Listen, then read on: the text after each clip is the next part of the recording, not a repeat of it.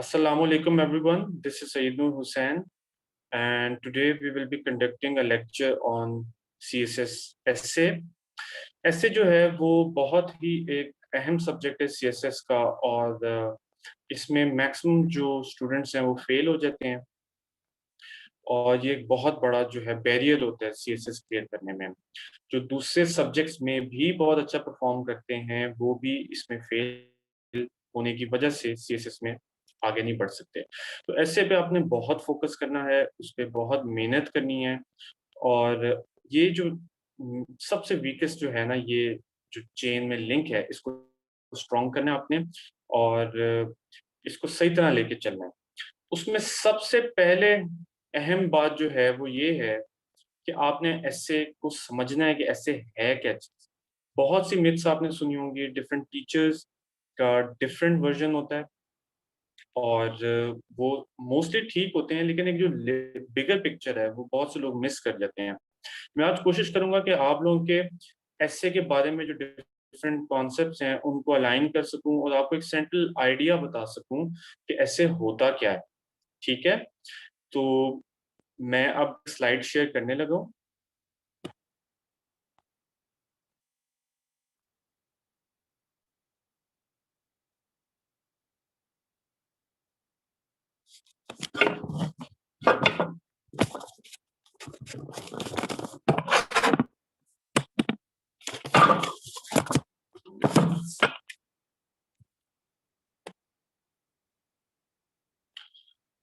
I hope आप लोगों को ये स्लाइड नजर आ रही होगी।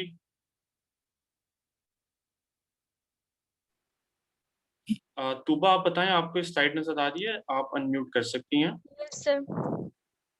यस सर, विजिबल है। चलें ठीक है, चलें ठीक है, फिर स्टार्ट करते हैं।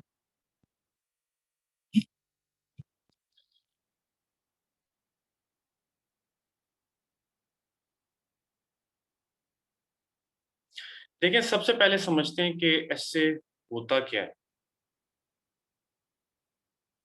तो एसे की एक डेफिनेशन है।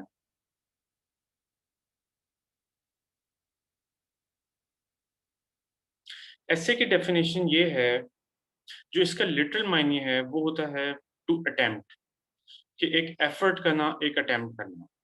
अब ये इसके एक लिटरल मायने है, लेकिन लिटरल मायने से मुराद क्या है कि ऐसे है to attempt some sort of writing, to attempt to give your opinion, या कोई ऐसी चीज की कोशिश करना। ठीक है, लेकिन जो हमारे रेलेवेंट डेफिनेशन है वो ये है कि the definition of an essay is a short piece of writing that expresses information as well as the writer's opinion।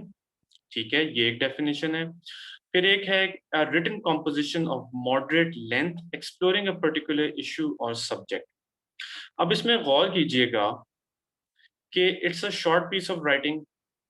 ठीक है, 2000 words, 2500 words, that expresses information. आपने उसमें इंफॉर्मेशन भी देनी है, डिफरेंट फैक्ट्स देने हैं, as well as the writer's opinion. ये बहुत इंपॉर्टेंट है, राइटर का ओपिनियन भी उसमें होता है। सो कीप दैट इन माइंड। ठीक है, आपने डिफरेंट इंफॉर्मेशन देनी है, डिफरेंट फैक्ट्स देने हैं और अपना ओपिनियन भी देना है, अपने आर्गुमेंट्स भी देने हैं। अगर वो चीज जिसमें सिर्फ फैक्ट्स हो और कुछ भी ना हो, उसको कहते हैं रिपोर्ट। ठीक है, रिपोर्ट में आप सिर्फ और सिर्फ फैक्ट्स दे देते हैं, आप इंफॉर्मेशन दे देते हैं, ये चीज ऐसे ऐसे ऐसे थी, ये चीज ऐसे थी। उसमें सिर्फ ऑब्जेक्टिव नॉलेज होता है, उसमें सब्जेक्टिव नॉलेज नहीं होता, आपका ओपिनियन होता है, वो रिपोर्ट होती है। रिपोर्ट और ऐसे में क्या फर्क हुआ कि इसमें आप अपना ओपिनियन भी दे रहे हैं, and your opinion is very important. और सीएसएस में ओपिनियन जो है उसको प्रॉपर मेजर किया जाता है, मार्क किया जाता है। तो आपने ओपिनियन देना है और सही तरीके से पूरी चीज को बिल्ड करना है अलॉन्ग विद इंफॉर्मेशन। तो ये दोनों चीजें इसमें आ जाती हैं। ठीक है, आगे बढ़ते हैं।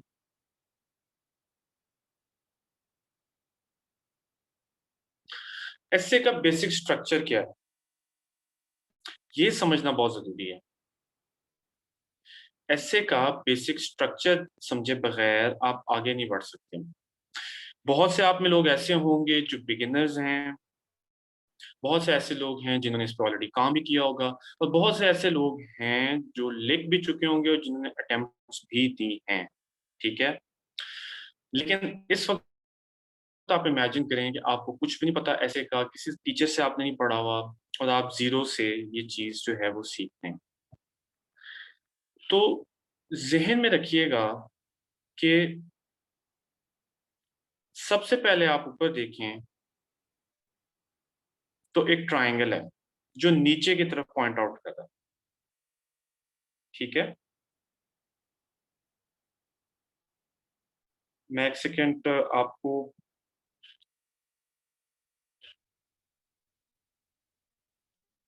अच्छा इसमें अभी टूल्स अवेलेबल नहीं है, चलें कोई बात नहीं, मैं वैसे ही बता देता हूँ। सबसे पहले आप ऊपर का ट्राइंगल देखें। ये ट्राइंगल जो है वो डाउनवर्ड जो है वो पॉइंट आउट करता है, ठीक है। ये है इंट्रोडक्शन। ये जो डाउनवर्ड ट्राइंगल है, ये जो है वो बता रहा है कि आपका इंट्रोडक्शन एक जनरल से शुरू है और इट विल, ठीक है। ये इस तरह से फोकस होगा। फिर ये नीचे जो रेक्टेंगल्स हैं, these are your body paragraphs, और ये इसी तरह से आ जाएंगे जितने भी आपके बॉडी पैराग्राफ्स। फिर नीचे एक इनवर्स ट्रायंगल है। जो inverse triangle, this is your conclusion, और ये जो इमेज है आपने अपने जहन में रख लेना है, ठीक है। आप मुझे जरा 2 मिनट दीजिएगा, मैं जरा एनोटेशन के टूल्स, ताकि मैं आपको जरा बेहतर तरीके। अच्छा जी, अब हम शुरू करते हैं। ये आपको बेसिक स्ट्रक्चर नजर आ रहा है ऐसे का। ये जो है, दिस इज द इंट्रोडक्शन, ये बॉडी पैराग्राफ्स हैं, ठीक है। ये पूरा जो है बॉडी होगा, ये आपका मेजर जो चंक है ऐसे का ये होगा, और फाइनली ये आपका कंक्लूजन है, ओके। आपने अपने जहन में ये जो इमेज है ये बिल्कुल डाल लेने के, एक इस तरह ट्रायंगल है और फिर इवेंचुअली एक इस तरह ट्रायंगल है, ऑलराइट। अब इसका मतलब ये है कि इंट्रोडक्शन में आपने जनरल से शुरू किया, इसलिए ये ब्रॉड है, और इवेंचुअली आप फोकस करते जा रहे हैं एक बात पे, जो कि आपकी थीसिस स्टेटमेंट है और फिर आपके आर्गुमेंट्स हैं, ओके। और इवेंचुअली ये जब आप बॉडी पैराग्राफ्स लिखते जाएंगे, डिफरेंट अपने आर्गुमेंट्स देंगे, और उसके बाद फिर आपने जो कंक्लूजन में बात जो है वो उधर से शुरू करके, और फिर इवेंचुअली एक ब्रॉडर पाथ जनरल पे जाके तो आपने उस अपने ऐसे को खत्म करना है। अब इंट्रोडक्शन का मकसद क्या है, ठीक है। इंट्रोडक्शन का मकसद है इंट्रोड्यूसिंग द टॉपिक, ठीक है। और ये बिल्कुल इसका यही मतलब है कि आपका जो भी टॉपिक है, हम एक फर्ज करें इकोनॉमी ऑफ पाकिस्तान पे आप ऐसे लिख रहे हैं, हम उसको साथ साथ लेके चलते हैं। तो इकोनॉमी ऑफ पाकिस्तान में आप सबसे पहले सब्जेक्ट इंट्रोड्यूस कराएंगे, और फिर आप उस पर जो आपका स्टांस है वो देंगे, और स्टांस जो है वो थीसिस स्टेटमेंट है। तो फर्स्ट करें आप इकोनॉमी ऑफ पाकिस्तान पे, क्योंकि बड़ा एक बेसिक इसका स्ट्रक्चर होता है इस तरह के इशू बेस्ड ऐसे का, हम पहले स्टार्ट उससे करेंगे, बाद में हम जो है वो आर्गुमेंटेटिव उस पर जा सकते हैं। सिंपल ऐसे इकोनॉमी ऑफ पाकिस्तान, उसमें कुछ इश्यूज हैं जो पाकिस्तान फेस कर रहा है, उसके कुछ इफेक्ट्स भी होंगे और उसके कुछ सॉल्यूशंस होंगे। तो it's a very basic structure, but it's a very easy structure to understand के ऐसे बिल्ड कैसे होता है। उसमें सबसे पहले आप टॉपिक इंट्रोड्यूस कराएंगे, उसमें फिर आप उसके बॉडी पैराग्राफ्स देंगे जो आपके डिफरेंट जो हैं वो आर्गुमेंट्स होंगे उसको प्रूव करने के लिए, जो उसमें आप उसके प्रॉब्लम्स बताएंगे, उसके इफेक्ट्स बताएंगे, और फिर उसके जो सॉल्यूशंस वो सब के सब बॉडी में आएंगे, ठीक है। और फिर आप कंक्लूजन देंगे जिसमें आप दोबारा अपना मेन स्टांस देंगे और फिर इवेंचुअली बात को खत्म करेंगे। ठीक है, अब इसकी एग्जांपल इकोनॉमी के एंगल से देखें तो ये हो सकता है कि first you will introduce the subject, उस पर आप जनरल बात कर सकते हैं, कि किसी भी स्टेटमेंट से स्टार्ट कर सकते हैं कि in the 21st century economy plays a very critical role in the destiny of a nation। अब ये एक बड़ी जनरल बात है कि in the 21st century economy plays a very critical role in the destiny of a nation। अब ये बड़ी जनरल बात है। इस तरह आपने अपना ऐसे शुरू किया एक जनरल बात से, and then you will come to the point कि the economy of Pakistan is facing many challenges। तो आप दोनों बातों में फर्क देखें। पहली बात एक जनरल बात थी कि इकोनॉमी क्यों मुल्कों के लिए जरूरी है, एक वैसे बात, और फिर आप इस बात पे आए कि पाकिस्तान की इकोनॉमी की चैलेंजेस है। तो ये इसका ये मतलब है, ये जो ब्रॉडर से आपने स्पेसिफिक पे आना है, इसका ये मतलब है। ये स्ट्रेटजी आपने अपनानी है किसी भी किस्म का ऐसे करने के लिए। पहली एक दो लाइनें जनरल होंगी, उसके बाद you will come to the point. Okay, come to the point, उसके बाद आप उसके डिफरेंट जो आर्गुमेंट्स हैं वो देंगे। आगे बढ़ते हैं। अब इसमें एक ये चीज देखें कि ये ऐसे की आउटलाइन है, ये आपने पेपर में बनानी है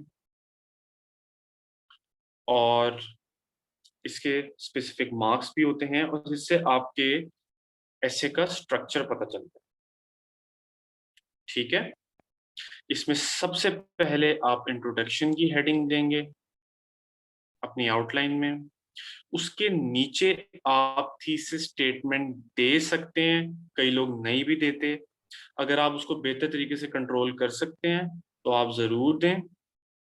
जैसे इकोनॉमी के केस में क्या थीसिस स्टेटमेंट हो सकती है कि even though there many challenges that Pakistan is facing, comma, the economic crisis is the most critical one. इस किस्म की आप आउटलाइन, इस किस्म की आप थीसिस स्टेटमेंट दे सकते हैं या कुछ और भी बना सकते हैं। तो थीसिस स्टेटमेंट जो यहाँ पे आएगी कोशिश करें वही आपके इंट्रोडक्शन में भी आ जाए। तो इंट्रोडक्शन के नीचे आप थीसिस स्टेटमेंट दे सकते हैं आउटलाइन में, और नहीं भी दे सकते, बोथ आर फाइन। ठीक है, फिर आपके आएंगे बॉडी पैराग्राफ्स। यहाँ पे आपने अपने डिफरेंट जो सेक्शंस हैं वो बनाने हैं। अगर हम इकोनॉमी की बात करें तो इस तरह आप यहाँ पे पहले बड़ा सेक्शन बनाएं कि causes of the economic crisis. ये मैं आपको बड़ा बेसिक करके बता रहा हूँ ताकि आपको स्ट्रक्चर समझ आए, उसको आप थोड़ा बेहतर भी फ्रेम कर सकते हैं। लेकिन अभी मैं आपको बहुत बेसिक बता रहा हूँ उन लोगों के लिए जिनको बिल्कुल भी नहीं पता। एक मेजर हेडिंग देंगे या मार्कर में बना सकते हैं causes of the economic crisis, उसके नीचे इसी तरह एक एक आर्गुमेंट आप दे देंगे कि कॉजेज क्या हैं। राइट, फिर आप एक और अपना मेन सेक्शन बनाएंगे effects of the poor economic condition या पुअर इकोनॉमिक परफॉर्मेंस, इफेक्ट्स पे आ जाएंगे। उस तरह का मेन सेक्शन एक और बनाएंगे, फिर उसके नीचे एक एक आर्गुमेंट दे देंगे। जब वो हो जाएगा फिर आप उसके सॉल्यूशंस का हेडिंग बनाएं और फिर उसके नीचे इस तरह से सॉल्यूशन दे दें। आपने आउटलाइन में सिर्फ मेन मेन आर्गुमेंट्स देने हैं और ये जो नीचे की डिटेल है ये एंड पे पैराग्राफ्स में आएगी। तो अपने जहन में रखिएगा कि जो आप एक आर्गुमेंट देते हैं यहाँ पे उसकी शॉर्ट फॉर्म, ये आपने इसी के ऊपर पैराग्राफ बनाना है। एक आर्गुमेंट लेंगे यहाँ से और उसका एक पूरा पैराग्राफ बनाएंगे। ठीक है, अगला आर्गुमेंट लेंगे अपने एसे में और उसका पूरा पैराग्राफ बनाएंगे। ये अपने जहन में रखिएगा। ठीक है, और फिर अगला आर्गुमेंट लेंगे उससे आप अपना पूरा जो है वो बनाएंगे। इस तरह आपका एक एक आउटलाइन का जो आर्गुमेंट है वो एक एक पैराग्राफ है, ये अपने जहन में रखिएगा। ठीक है, फिर आप इवेंचुअली कंक्लूजन जो है वो भी अपने आउटलाइन में लिख देंगे इसी तरह header. This is the main idea behind outline, कि वो आपके पूरे ऐसे का एक खाका होता है, उसका स्केलेटन होता है, उसका स्ट्रक्चर होता है। और वो पढ़ने के बाद एग्जामिनर को या किसी भी बंदे को पता चल जाएगा कि आपके एसे में क्या कंटेंट है। वो इंट्रोडक्शन पढ़ेगा, उसमें थीसिस स्टेटमेंट पढ़ सकता है, फिर वो मेन हेडिंग पढ़ेगा, कॉजेज, उसके नीचे आपने कॉजेज दी हुई होंगी, फिर वो मेन हेडिंग पढ़ेगा इफेक्ट्स, उसके नीचे आपने इफेक्ट्स दिए होंगे, और फिर वो एक मेन हेडिंग पढ़ेगा कि सॉल्यूशंस, और उसके नीचे उसकी शॉर्ट फॉर्म सॉल्यूशंस की वो पढ़ लेगा, और उसको पूरा आइडिया हो जाएगा कि आपका पूरा एसे क्या है। तो इट्स लाइक अ स्केलेटन। ये करके ऐसे लिखना भी बहुत आसान हो जाता है, because then for when you have the arguments ready, आप वो आराम से लेते हैं, उससे टॉपिक सेंटेंस बनाते हैं पैराग्राफ का, और फिर नीचे उसको प्रूव करते जाते हैं। आप अगला आर्ग्यूमेंट लेते हैं, उससे टॉपिक सेंटेंस बनाते हैं अपने पैराग्राफ का, और फिर जो है ना वो नीचे उसको प्रूव कर देते हैं, वो पैराग्राफ खत्म हो जाता है। जहन में रखिएगा, एक आर्गुमेंट का एक ही पैराग्राफ होगा, उसमें एक ही बात होगी। ठीक है, ये होगी आउटलाइन की बात। आगे बढ़ते हैं। आपने आउटलाइन बनानी है अपने पेपर में, और इसका बेहतर तरीका ये होता है कि आप अपने लिए पेपर की बैक पे सबसे पहले ब्रेनस्टॉर्मिंग करें पेपर के दौरान, और ब्रेनस्टॉर्मिंग करके डिफरेंट जो पॉइंट्स हैं वो आप लिख लें कि ये आपको कोई पॉइंट आया, वो पॉइंट आया, कोई इफेक्ट जहन में आ रहा है, कोई सोल्यूशन जहन में आ रहा है, जो डिफरेंट चीजें हैं वो आप लिखते जाएं, बाद में उनको ऑर्गेनाइज कर लें। ठीक है, एक ये तरीका है। फिर एक तरीका ये भी होता है कि फर्स्ट करें आपने ब्रेनस्टॉर्मिंग करनी है, सबसे पहले आप लिख दें इफेक्ट्स। ठीक है, उसके इर्द गिर्द आप इफेक्ट्स जो आपको समझ में आ रहे हैं वो लिखते जाएं पीछे अपने पेपर के। फिर आपने लिख दिया कॉजेज, उसको जो आपको कॉजेज जहन में आते जा रहे हैं वो लिखते जाएं। ठीक है, जो भी कॉजेज है, ये आपने इस तरह से ब्रेनस्टॉर्मिंग करनी है, रफ वर्क करना है। फिर बाद में आप इनको ऑर्गेनाइज करें, और इसी तरीके से अपने आइडियाज को उस आउटलाइन की फॉर्म दे दें। This is the method that you are going to use, क्योंकि जिस टाइम पे ब्रेनस्टॉर्म करें उस टाइम जहन में स्ट्रक्चर नहीं बनेगा, सिर्फ आइडियाज आ रहे होंगे, उनको बस रफली लिखें और बाद में इसका ऑर्गेनाइज कर लें। ठीक है, ये बन जाएगी आपकी आउटलाइन। फिर आगे बढ़ते हैं। ये फिर उसी की एक एक्सप्लेनेशन आ रही है, इंट्रोडक्शन है, इसमें आप अपना पर्पस और टॉपिक आइडेंटिफाई करें, and you orienting the reader, उसमें आप थीसिस स्टेटमेंट दे रहे हैं। पूरी जो बॉडी आप देखें कि बॉडी का साइज इंट्रोडक्शन और कंक्लूजन से बड़ा है, बिकॉज 80% आपका जो पूरा कंटेंट है वो बॉडी में होगा। उसमें बहुत से पैराग्राफ्स होंगे, उसमें डिटेल्स होंगी, एग्जाम्पल्स होंगी। ये इसमें स्टेटिस्टिक्स, ग्राफ्स और टेबल्स लिखे हुए हैं, ये आपने नहीं डालने। ठीक है, अगर तो आप रिसर्च पेपर लिख रहे हो तो उसमें आप ग्राफ्स और टेबल्स बना सकते हैं, लेकिन ऐसे में आपने ना मैप बनाना है, ना ग्राफ बनाना है, ना टेबल बनाना है। अगर स्टेटिस्टिक्स डालने हैं तो वो सेंटेंसेस के अंदर ही होगा, ये अपने जहन में रखिएगा। ऐसे पहले पॉइंट से लेके एंड तक एक कोहेरेंट जो है वो एक राइटिंग होती है, उसके अंदर ब्रेक्स नहीं आते, वो रिसर्च पेपर और रिपोर्ट्स वगैरह में होता है। इसमें आपका फ्लो जो है वो पूरा एक होना चाहिए, उसमें कोई इस तरह से ना मैप नहीं आना चाहिए। तो ये फिर आप जो है कंक्लूजन लिख देंगे, और उसमें जो है मेन पॉइंट्स और थीसिस अपना रीस्टेट कर देंगे। अब डिटेल में जरा देखते हैं कि इंट्रोडक्शन क्या चीज है। आपने वो ट्राइंगल देखा था, उस ट्राइंगल की डिटेल देखते हैं। उस ट्राइंगल में क्या हो रहा है, सबसे पहले आप एक कॉन्टेक्स्ट दे रहे हैं। ठीक है, जो हमने बात की कि आपने इससे अपना स्टार्ट किया, आपने एक ब्रॉडर बात की, या ब्रॉड देख सकते हैं कि ये ब्रॉड है। ब्रॉडर ये बात की कि in the 21st century economy plays a very critical role in the destiny of a nation। ये एक जनरल सी बात है।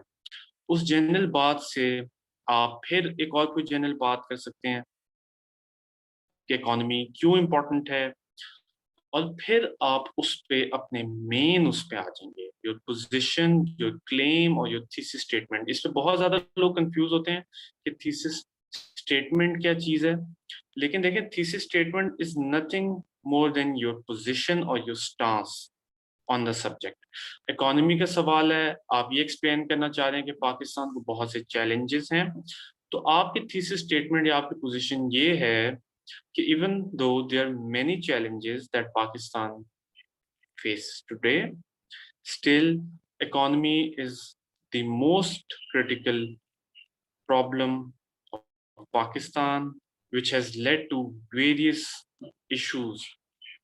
ठीक है, इस किस्म की आप बात अपनी दे सकते हैं कि पाकिस्तान के बहुत से मसले हैं, लेकिन इकोनॉमी सबसे बड़ा मसला है, जिसकी वजह से बहुत से मसाइल और भी पैदा हो गए हैं। ये आपकी पोजीशन हो सकती है। अच्छा, फिर जो आपने मेन पॉइंट्स बनाए थे अपने आउटलाइन में, डिफरेंट कॉजेज, डिफरेंट इफेक्ट्स और डिफरेंट सॉल्यूशंस, उनके मेन पॉइंट्स वो इसके बाद आएंगे।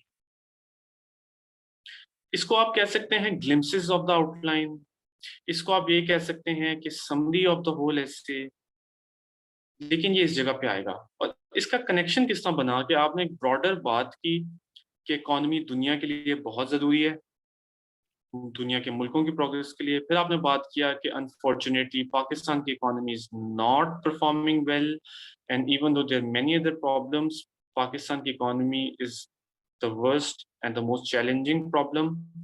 और फिर आप बात करेंगे कि कैसे ये है, क्योंकि बहुत से मसले हैं, फिस्कल डेफिसिट है, करंट अकाउंट डेफिसिट है, टैक्सेशन के इश्यूज हैं, एक्सपोर्ट्स इतनी नहीं है, इंडस्ट्रियलाइजेशन इतनी नहीं है, और उसकी वजह से पाकिस्तान का जीडीपी इतना नहीं है और जॉब्स इतनी नहीं है और पाकिस्तान इतना तरक्की नहीं कर पा रहा। लेकिन पाकिस्तान अगर इन चैलेंजेस को सही तरह कोप करे तो पाकिस्तान इनको ठीक कर सकता है। अब ये सारी चीजें आपके ऐसे में भी आएंगी, लेकिन ये इस सेक्शन में भी आएंगी बड़ी ही कंप्रेस होके, इसी तरह जैसे मैंने बताया बड़ा ही कंप्रेस करके। तो ये एक तरह का आपके पूरे ऐसे का कंप्रेस्ड वर्जन भी यहाँ आता है। अब ये जो सेक्शन है इसमें आप देखें कि थीसिस स्टेटमेंट देते आपने ही पूरे ऐसे का एक कंप्रेस्ड वर्जन भी यहाँ दे देना है कि क्या वजह है इस इसकी और किस तरह वो ठीक हो सकते हैं। तो पूरा ऐसे के आपके ग्लिम्पसेस इधर आएंगे और फिर आप एंड पे भी थीसिस स्टेटमेंट अपनी रीइटरेट कर सकते हैं किसी और वर्ड्स में। तो आपके जो मेन पॉइंट्स आ रहे हैं ऐसे के, वो इस तरह सैंडविच हो जाएंगे कि थीसिस स्टेटमेंट यहाँ आई और फिर थीसिस स्टेटमेंट यहाँ आई और आपका इंट्रोडक्शन खत्म हो गया। कि आपने कहा था कि पाकिस्तान के बहुत से मसले हैं लेकिन इकोनॉमी सबसे बड़ा मसला है, फिर आपने थोड़ा सा कंप्रेस करके बता दिया कि क्या वजूहात हैं और उनके क्या इफेक्ट्स हैं, बिल्कुल शॉर्ट करके और बिल्कुल बस उनको रेफर करके, और कैसे ठीक हो सकते हैं। और फिर आप कह सकते हैं एक थीसिस स्टेटमेंट को ही एक और वर्ड्स में डाल दें कि अगर पाकिस्तान ये अपना सबसे बड़ा चैलेंज जो है इसको ठीक कर ले तो पाकिस्तान बहुत बेहतर हो सकता है, बहुत बेहतरी की तरफ जा सकता है। तो इस तरह से जब दोबारा थीसिस स्टेटमेंट यहाँ आ जाती है, यहाँ पोजीशन यहाँ आती है, तो ये जो सारे पॉइंट्स आपने यहाँ दिए होते हैं दोबारा उनको एक क्लोजर सा मिल जाता है। ये एक मेथड है, ये एक स्ट्रक्चर है इंट्रोडक्शन बिल्ड करने का। ठीक है, ये अपने जहन में रखिएगा और इसी तरह आपने इंट्रोडक्शन जो है वो फॉलो करना है। इंट्रोडक्शन करने के बाद हम आगे बढ़ते हैं। ये एक और आप तरीके से भी इंट्रोडक्शन को देख सकते हैं कि सबसे पहले ये परसुएसिव ऐसे का है, हम इशू बेस्ड कर रहे हैं, लेकिन उसका भी बेसिक यही होगा कि आपने सबसे पहले कोई ना कोई ब्रॉड बात करनी, कोई हुक आएगी कि आप क्या बात करना चाह रहे हैं, हुक पे बाद में बात करेंगे, उस पर कंफ्यूज ना हो, बस वो पहली जो स्टेटमेंट है, फिर आपकी पोजीशन आई जो थीसिस स्टेटमेंट है, और फिर जो आपके पॉइंट्स हैं वो आ गए, और फिर दोबारा भी आप थीसिस स्टेटमेंट दे सकते हैं इस पॉइंट पे जहाँ पे इंट्रोडक्शन खत्म हो रहा है। ठीक है, ये एक और तरीका है देखने का, लेकिन ये डायग्राम अपने जहन में रखिएगा जब आप इंट्रोडक्शन डिजाइन करें। इंट्रोडक्शन बड़ा कॉन्शियसली बिल्ड करें, उनको कॉन्शियसली डिजाइन करें। ये इत्तेफाक से नहीं होता, ये पूरा ये स्ट्रक्चर जो है ये फॉलो होता है इंट्रोडक्शन में। ये हो जाएगा। फिर हम आते हैं अपने बॉडी पैराग्राफ, जो आपके आर्ग्यूमेंट्स हैं डिफरेंट, वो आपने कैसे करने। हर पैराग्राफ का एक स्ट्रक्चर है, जैसे पूरे एसे का एक स्ट्रक्चर है, इस तरह इंट्रोडक्शन का एक स्ट्रक्चर है, वैसे हर पैराग्राफ का भी एक स्ट्रक्चर है। अब पैराग्राफ का क्या स्ट्रक्चर है कि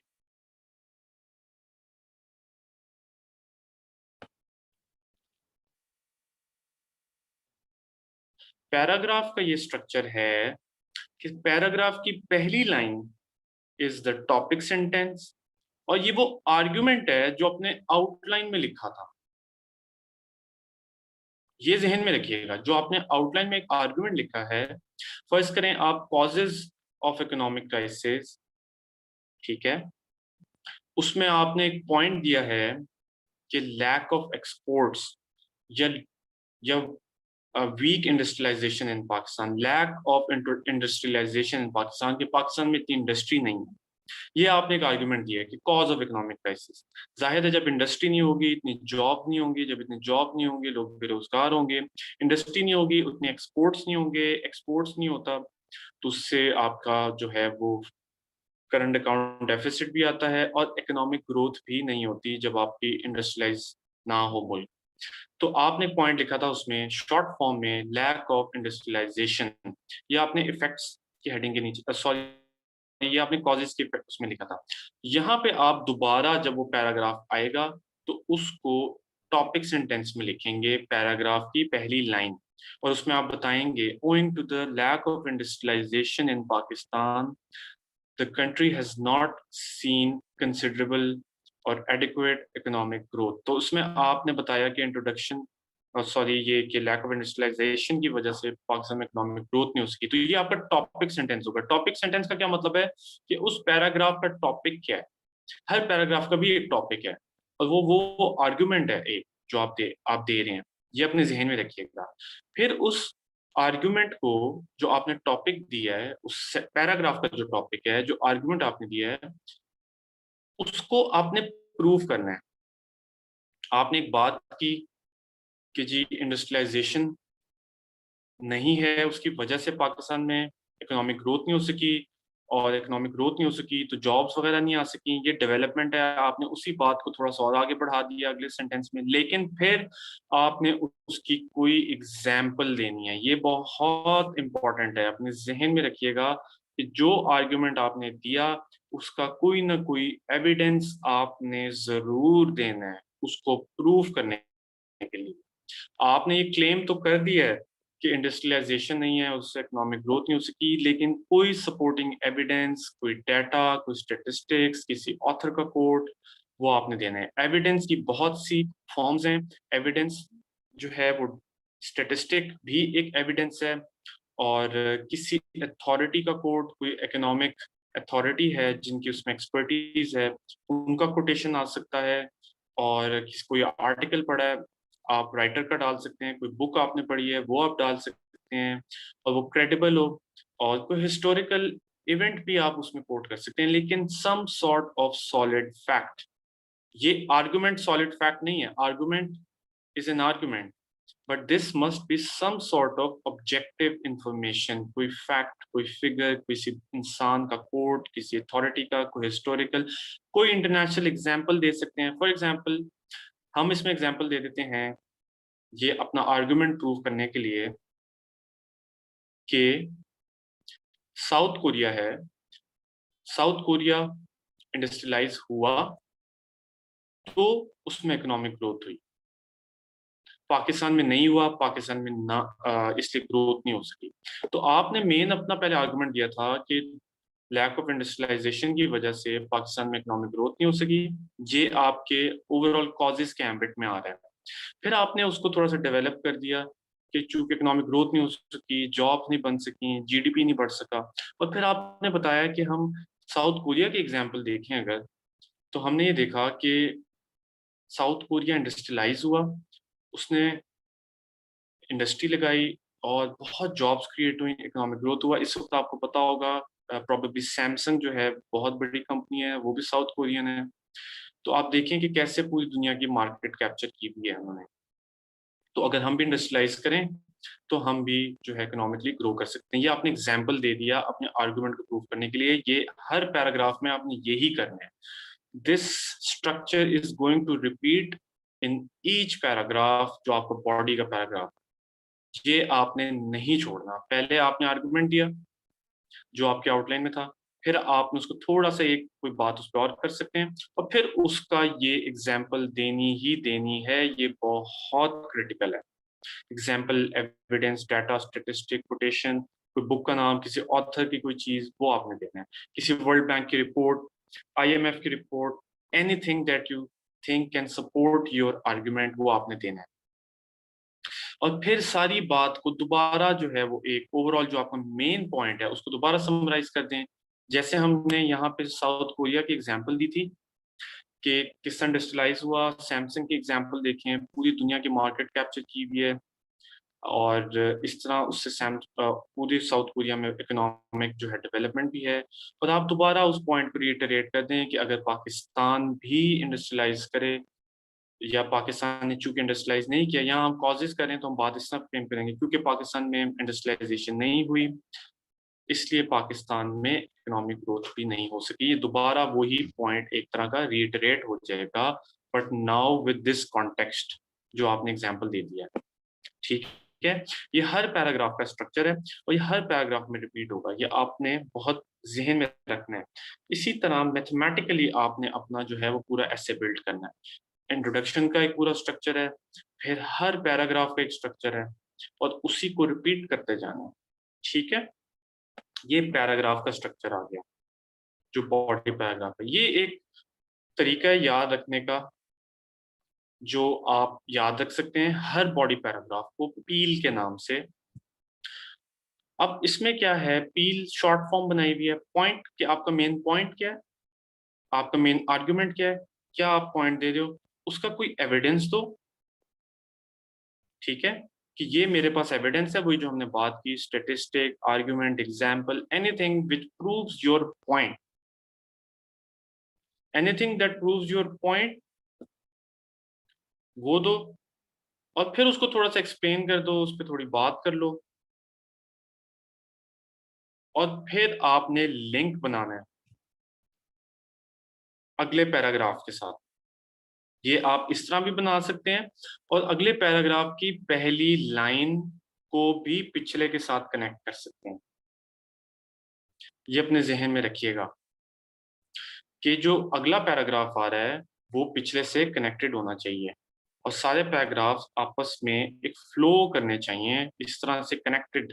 उनके अंदर कोई जो है वो गैप नहीं आना चाहिए। आप अपने जहन में ये रखें कि ये जब आपका एक पैराग्राफ आया वो दूसरे में फ्लो करे, फिर दूसरा पैराग्राफ है वो फ्लो करे, और उनका जो कनेक्शन है वो ठीक होना चाहिए। उनके अंदर कोई डिसजॉइंटेड जो है वो नहीं होना चाहिए कि उनका कनेक्शन ना हो। ठीक है, एक फ्लो होना चाहिए, और वो वेरियस आप टेक्निक्स हैं जिससे कर सकते हैं। कनेक्टिंग वर्ड्स होते हैं, और उसके अलावा ऐसे सेंटेंसेस होते हैं जिनको आप यूज कर सकते हैं। फॉर एग्जांपल, एक कनेक्टर होता है इन एडिशन टू दिस। जब आपने एक पॉज दे दिया, आपने उसके अलावा एक और ऐड करना है, तो आपने अगले पैराग्राफ को यहाँ से शुरू किया, इन एडिशन टू दिस, और फिर अगला नया पॉइंट आपने दे दिया। तो जैसे अगर आपने दिया था कि लैक ऑफ इंडस्ट्रियलाइजेशन एक कॉज है, तो आपने अगला पॉइंट दिया कि फर्ज करें आप फिजिकल डेफिसिट की बात करें, और आप बात करें कि जो बजट डेफिसिट है वो एक बहुत बड़ा मसला है पाकिस्तान की इकोनॉमी में, तो आपने अगला कर दिया कि इंडस्ट्रियलाइजेशन के बाद, वैसे ये इस तरह फ्लो में नहीं आएंगे लेकिन मैं एक एग्जांपल दे रहा हूँ कि in addition to lack of industrialisation, poor taxation और फिजिकल डेफिसिट, कोई भी जो आप पॉइंट देना चाह रहे हैं, has also greatly hampered the economic progress of the country। तो आपने in addition to this कर दिया, और in addition to पिछला पॉइंट कर दिया कि in addition to lack of industrialization, अब आपने आगे अगला पॉइंट अपना दे दिया। इस तरह आपका कनेक्शन बन गया। ठीक है, अपने जहन में देखिएगा, ये कनेक्शंस आप यूज कर सकते हैं। अपार्ट फ्रॉम दैट, एक तरीका है अगली बात को लाने का, या apart from lack of industrialisation, lack of taxation has also greatly contributed, या fiscal deficit has also greatly contributed to poor economic performance of Pakistan. तो इस तरह से आपने अगले पैराग्राफ को साथ कनेक्ट कर देना है और पूरे आपके एसे में एक ही फ्लो होना चाहिए, कहीं ये ना पता चले कि एक पैराग्राफ खत्म हुआ दूसरा शुरू हुआ। ये इसकी टेक्निक है, ये आपने प्रैक्टिस कर लेना है। हर पैराग्राफ को इसी तरीके से बिल्ड करना है जो ये आपको नजर आ रहा है। अच्छा, ये एक एग्जाम्पल है एक बॉडी पैराग्राफ की, ताकि आपको समझ आए कि किस तरह से होना है। अब इसमें कोई स्मोकिंग से रिलेटेड या ऐसे है, ये जो भी है, ये हेल्थ से रिलेटेड है। उसने अपना टॉपिक सेंटेंस दिया, there are several serious health hazards directly linked to smoking. ये उसका टॉपिक सेंटेंस है, ये पैराग्राफ का भी पहला सेंटेंस है। अच्छा, ज़हन में रखिएगा कि पैराग्राफ में आपने यहाँ पे गैप भी देना है। ये इंडेंट इन्होंने नहीं दिया, लेकिन आपने वो इंडेंट देना है। ये जो चीज़ है, यहाँ से थोड़ा सा गैप दे के आपने शुरू करना है। खैर, उसने अपना टॉपिक सेंटेंस दिया कि there are several serious health hazards directly linked to smoking, कि स्मोकिंग के साथ बहुत से सेहत के मुज़र असरात जो हैं वो लिंक्ड हैं।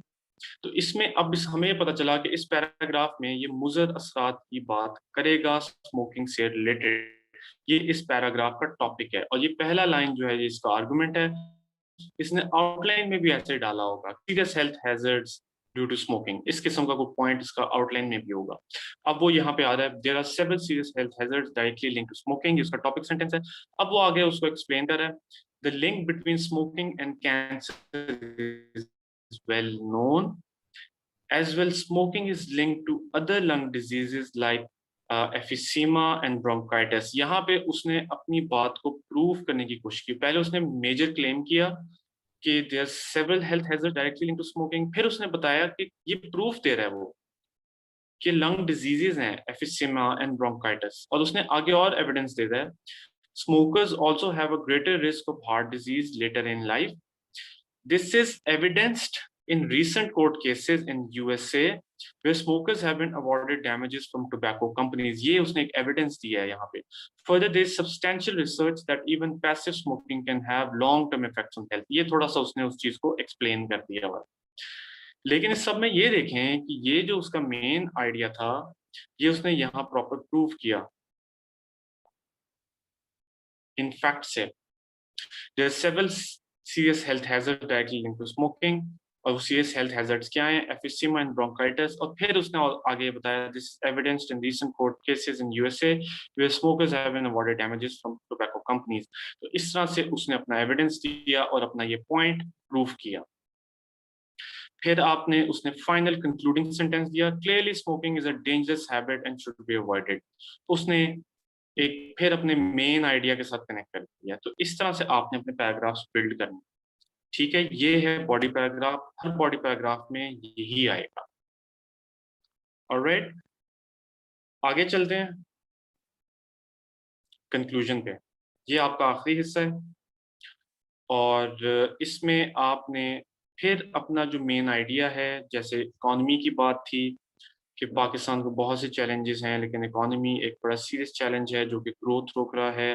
उसमें थोड़े से पॉइंट्स आपने फिर बता देने हैं और फिर एक फाइनल ब्रॉडर बात आप दोबारा कर सकते हैं कि अगर पाकिस्तान इकोनॉमी अपनी इम्प्रूव करे, बेहतर जो है इकोनॉमी डेवलप करे, तो ये भी एक बहुत ज़बरदस्त नेशन बन सकता है economically, and Pakistan can become the strongest nation of the world, या इस किस्म की कोई भी बात। तो आप देख सकते हैं, इसको समझने का ये भी तरीका है कि you can also make it like an inverse introduction.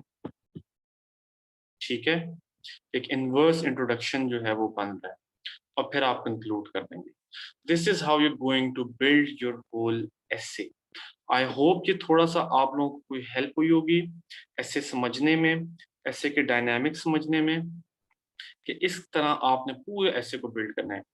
यही तरीका जो है वो आपके हर ऐसे में जो है वो अप्लाई होगा। इसी तरह आपने इंट्रोडक्शन बिल्ड करना है, इसी तरह आपने जो है वो अपना हर जो है वो बिल्ड करना है।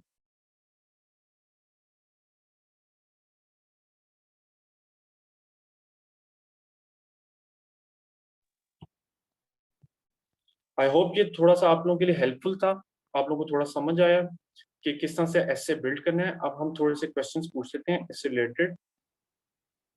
तो फरहान, आपने क्वेश्चन पूछ लें अपना।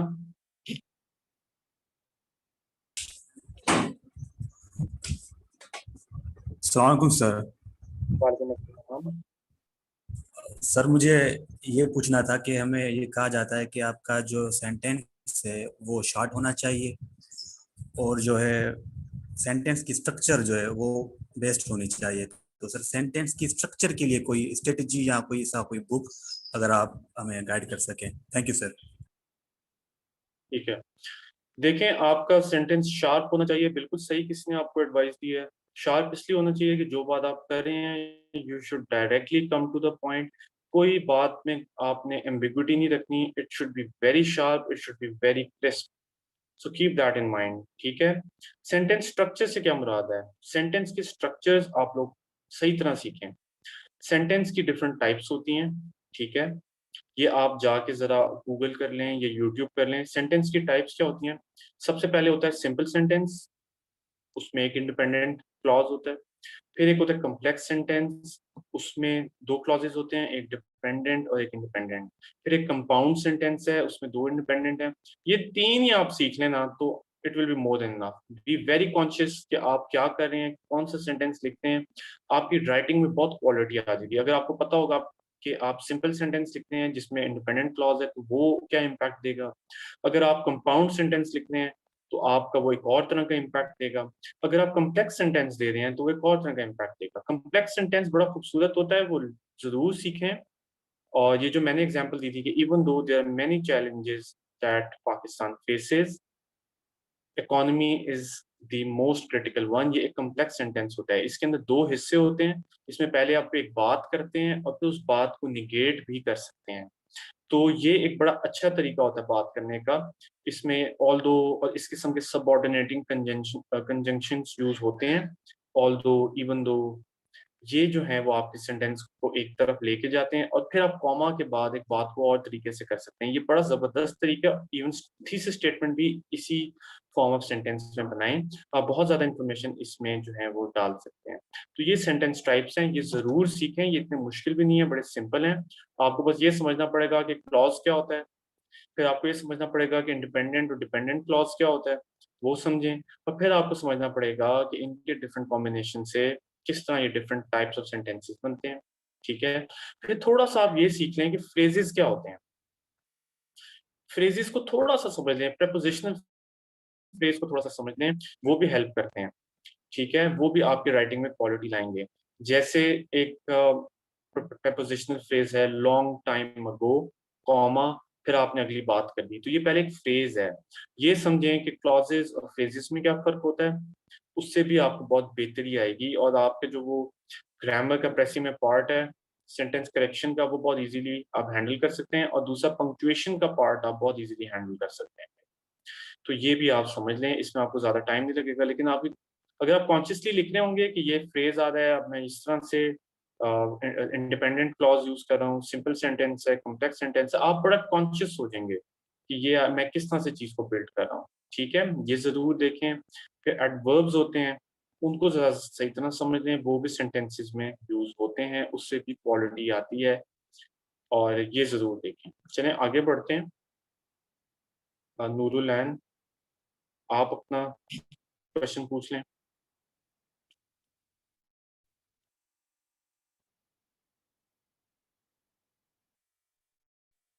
जी Noorul Ain, you can ask your question.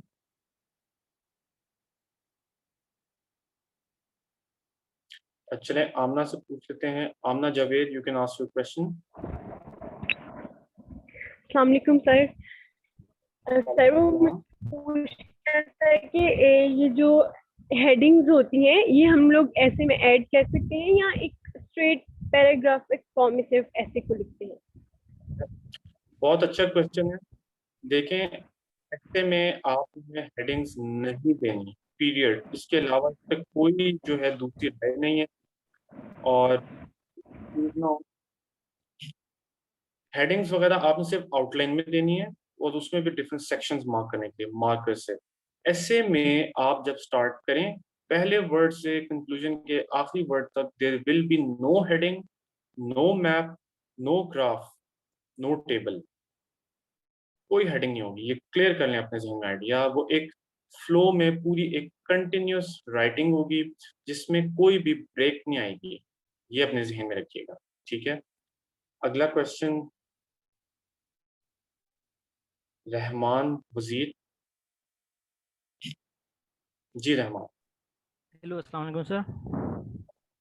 Ji, am I audible sir? You are audible, please ask your question. Sir, मेरा एक क्वेश्चन है और एक सजेशन है। क्वेश्चन सर मेरा ये है कि sir, how was your essay preparation technique? I mean, did you attempt several essay before exam? और मतलब आपने किस तरह किया था? और सेकंड सर, मेरा सजेशन या रिक्वेस्ट ये है कि sir kindly if you share your attempt of any essay with us, कि हमारे साथ अगर आप शेयर कर दे कोई आपने जो किया हो, अटेम्प्ट किया हो। ठीक। Thank you sir.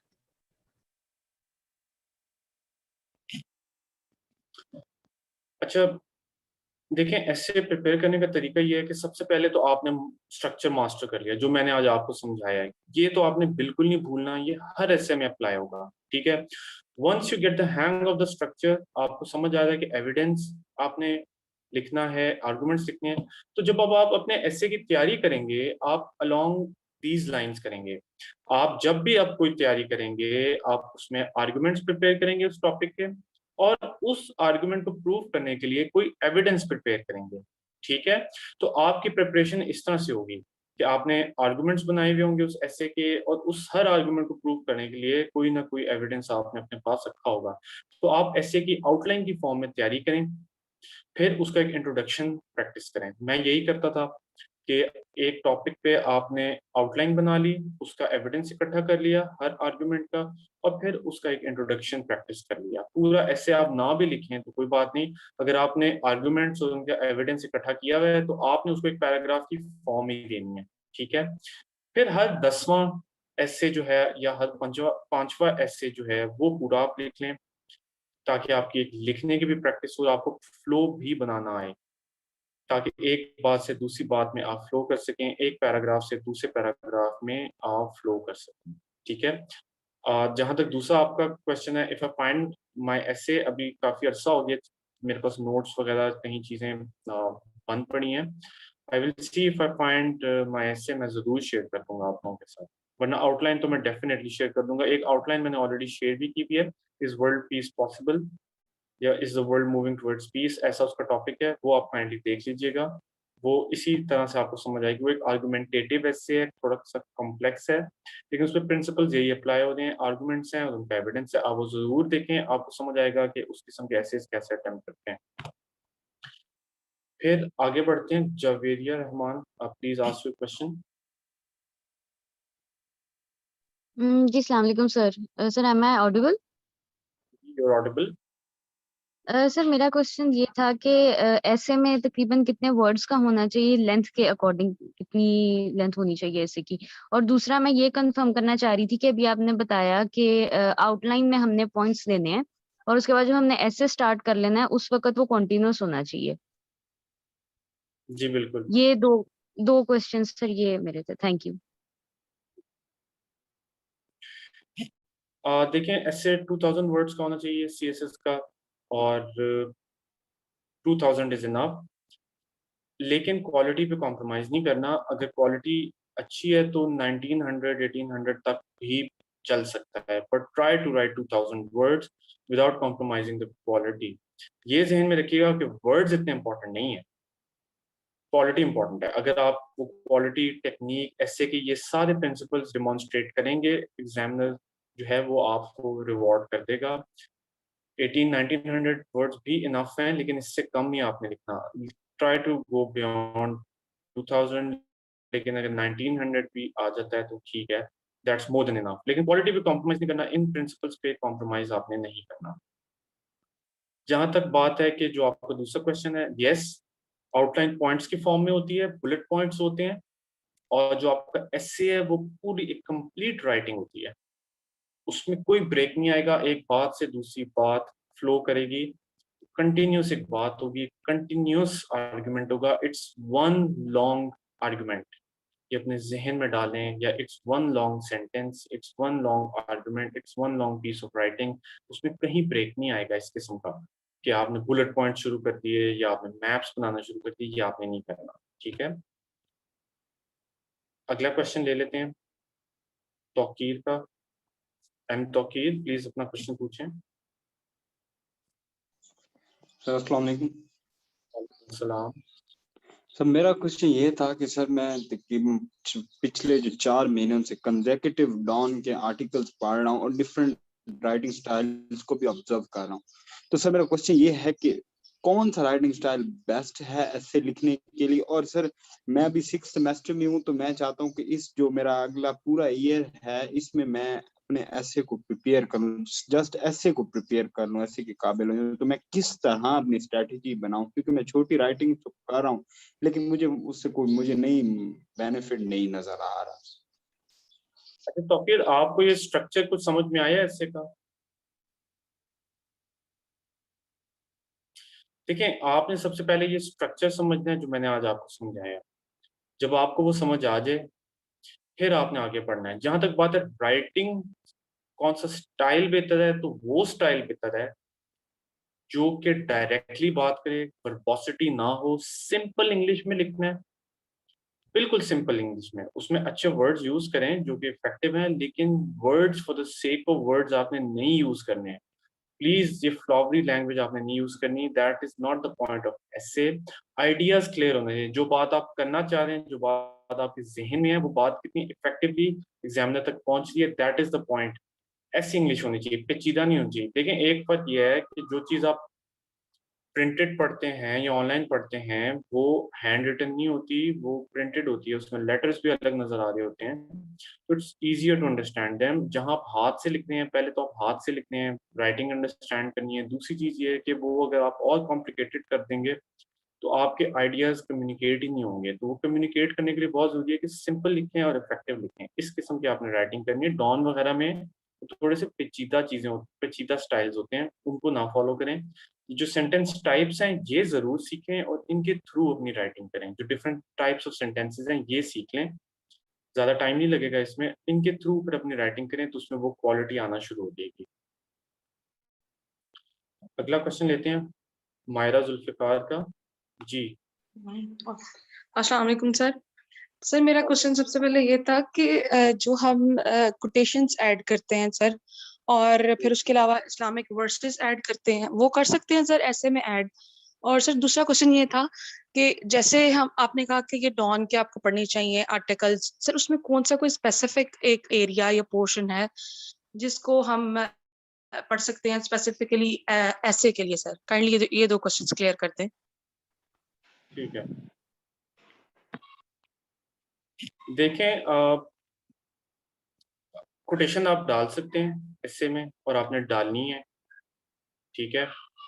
और वर्सेस भी डाल सकते हैं और वर्सेस भी आपने डालनी है अगर ऐसा कोई टॉपिक आता है। कोटेशन डालने का अब इसमें दो तरीके हैं।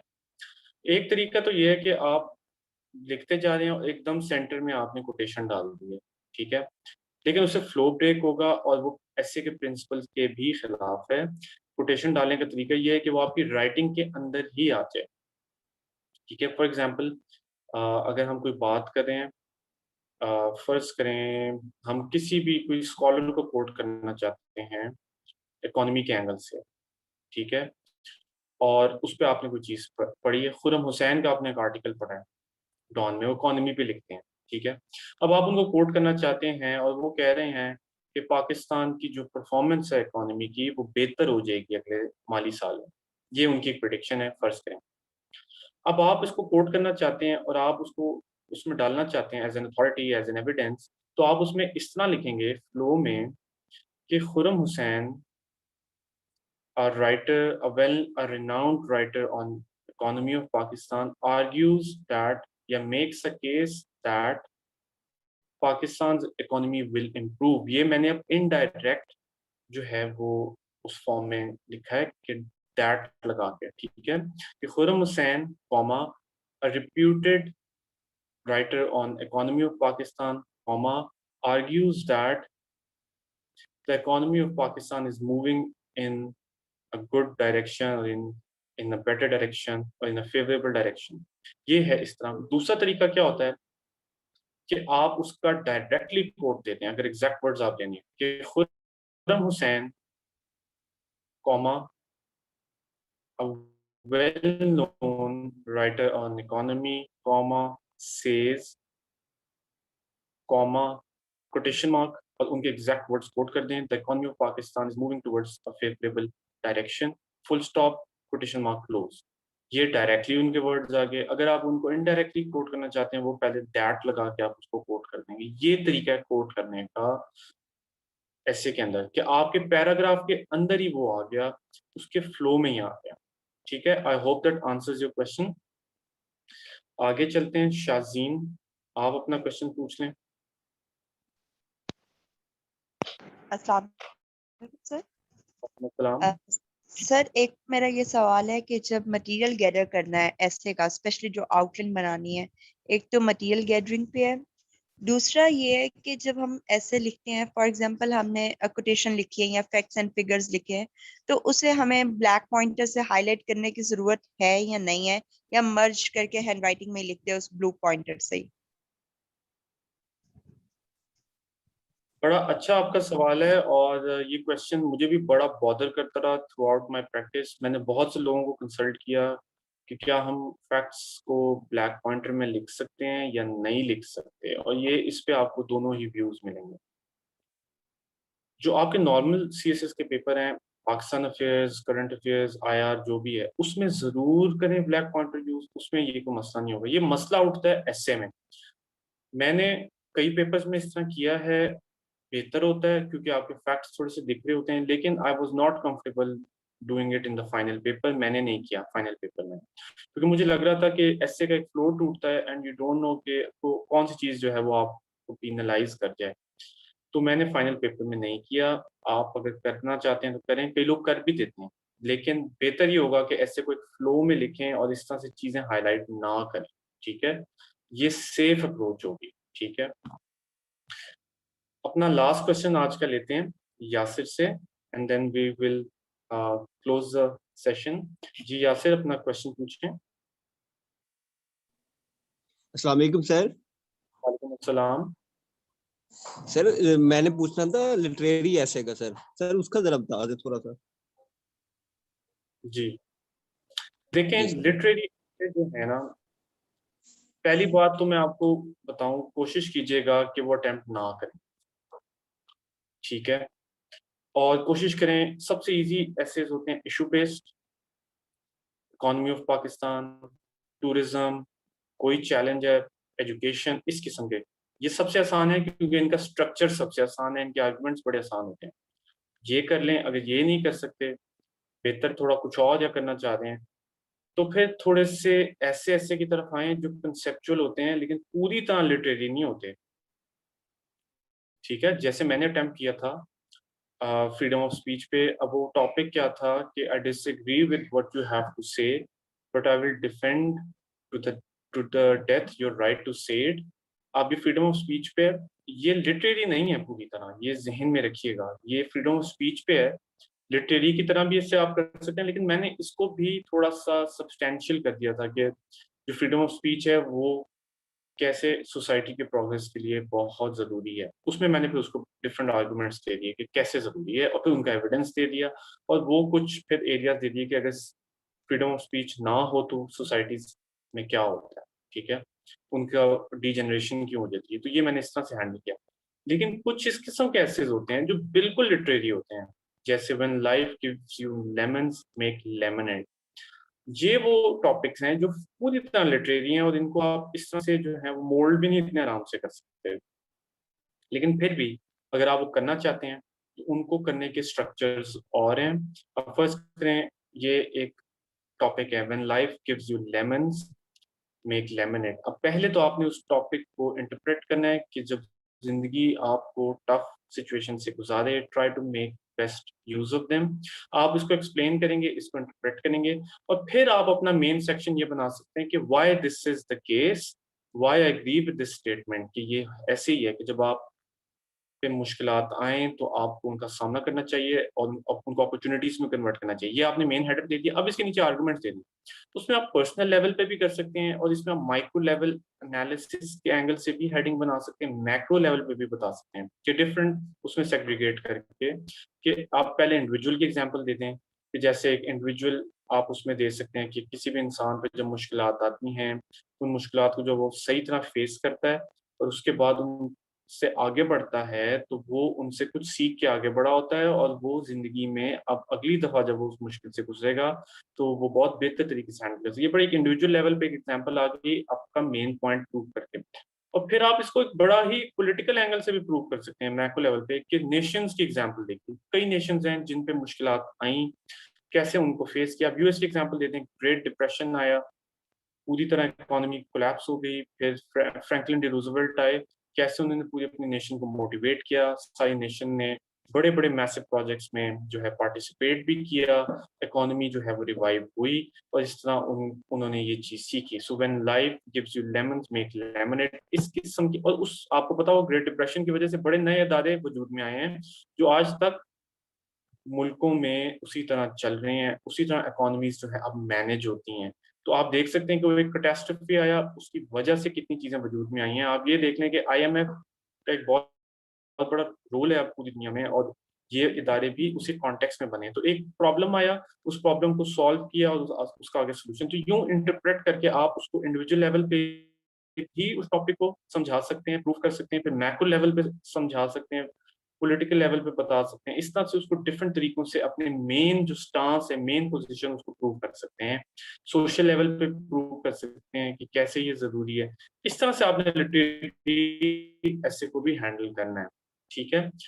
I hope this session was helpful. और एसे के स्ट्रक्चर पे आज हमने बात की कि एसे का डिफरेंट स्ट्रक्चर क्या है और इंट्रोडक्शन का क्या स्ट्रक्चर है, बॉडी पैराग्राफ्स का क्या स्ट्रक्चर है और कंक्लूजन का क्या स्ट्रक्चर है। ये स्ट्रक्चर हर ऐसे पे अप्लाई होगा, लिटरेरी हो, इशू बेस्ड हो, परसुएसिव ऐसे हो, यही स्ट्रक्चर है और बॉडी पैराग्राफ्स का भी यही स्ट्रक्चर है। ठीक है? आपने आउटलाइन बनानी है और उस तरह जो उसमें आर्गुमेंट्स हैं उनको आगे प्रूव करना है। I hope the session was helpful. Thank you so much and take care.